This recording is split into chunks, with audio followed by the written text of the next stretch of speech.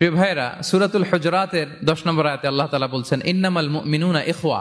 আল্লাহ বলেন বিশ্বাসীরা ভাই ভাই, মুমিনরা ভাই ভাই। এটা ফিল করতে হবে, শুধু মুখে বললে হবে না। আমরা কিন্তু ভাই ভাই, উই আর ব্রাদার্স ইন ইসলাম। ইন্নামাল মুমিনুনা ইখওয়া, বিশ্বাসীরা ভাই ভাই। ফাআসলিহু বাইনা আখাওয়াইকুম। আর এই ভ্রাতৃত্বের মধ্যে যদি কখনো টানাপোড়েন হয়, বোঝাপড়ায় সমস্যা হয়, বিরোধ হয়, তাহলে মিলমিশ করে দিও, তোমরা সেটা আপোষে মীমাংসা করে দিও। আদেশটা কার? আওয়াজ করে বলুন না, আদেশটা কার? আর ওয়াত্তাকুল্লাহ, আল্লাহকে ভয় করো। লাআল্লাকুম তুরহামুন, তাহলে তোমরা অনুগ্রহ প্রাপ্ত হবে। তাহলে প্রথম মেসেজ হচ্ছে আমরা ভাই ভাই, উই অল আর ব্রাদার্স। পৃথিবীতে ভ্রাতৃত্ব, ব্রাদারহুড, এটা অনেক ধরনের।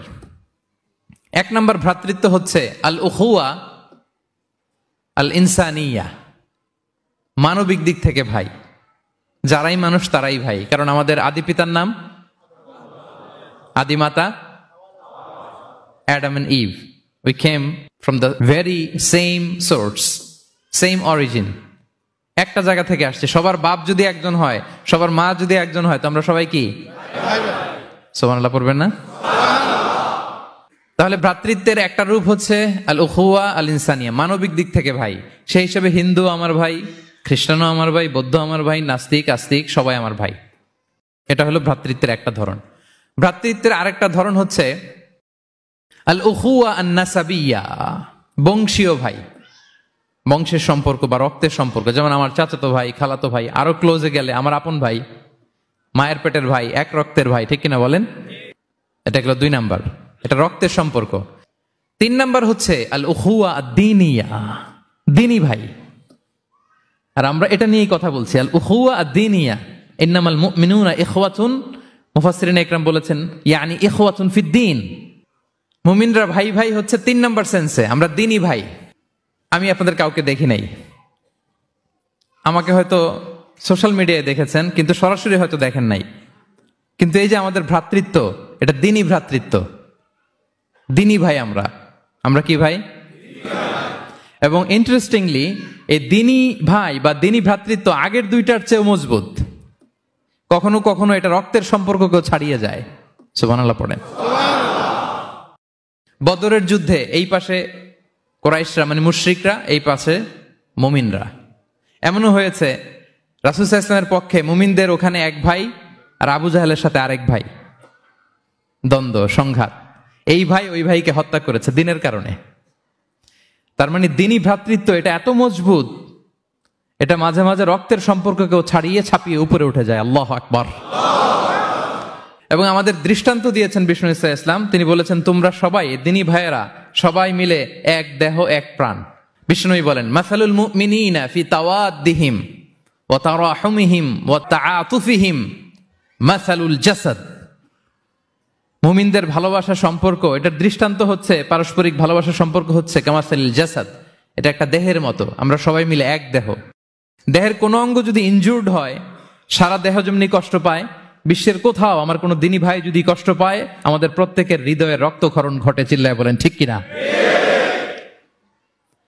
আপনার পা কেটে গেছে, এখন আমরা কি এরকম ভাবি যে পা গেছে তো কি হয়েছে, পাই না, কষ্ট পাবে, সারা দেহ তো ওকে। ব্যাপারটা কেমন?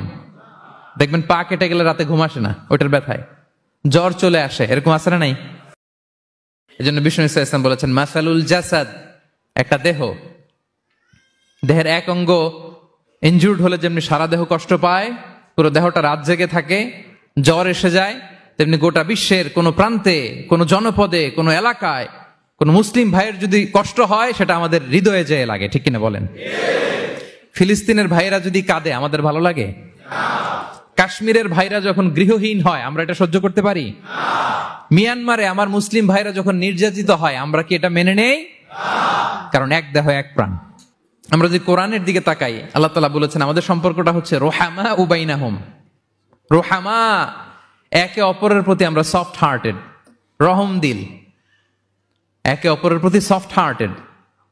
কোরআনের অন্য জায়গায় এসেছে বুনিয়ানুম মারসুস, সীসা ঢালা প্রাচীরের মতো আমাদের সম্পর্ক। হাদিসে এসেছে এক ভাই হচ্ছে আরেক ভাইয়ের মিরআতুল মুমিন, এক মুমিনের জন্য আরেক মুমিন হচ্ছে আয়না। আয়নার সামনে দাঁড়ালে দেখা যায় যে আমার এখানে একটা দাগ, তারপর আয়নার সামনে দাঁড়ালে আমাকে ঠিক করে নেওয়া যায়, গুছিয়ে নেওয়া যায়। তার মানে আমার সমস্যা, আমার ভুল, আমার খুঁত, আমার স্পট, এটা আয়না বলে দেয়। মুমিনরাও এরকম, এক ভাই আরেক ভাইকে সংশোধন করে দেয়। সুবহানাল্লাহ পড়েন। এবং কোরআন কখনো কখনো আমাদেরকে বলেছে যে ওয়ায়ুসিরুনা আলা আনফুসিহিম ওয়ালাউ কানা বিহিম খাসাসা, ভ্রাতৃত্বের সম্পর্কটা এমন হবে যে নিজের প্রয়োজনের চেয়েও মুমিন ভাই তার অন্য ভাইয়ের প্রয়োজনকে গুরুত্ব দিবে। পড়েন সুবহানাল্লাহ। আমার প্রয়োজন, তারপর আমি না নিয়ে আমার ভাইকে দিব।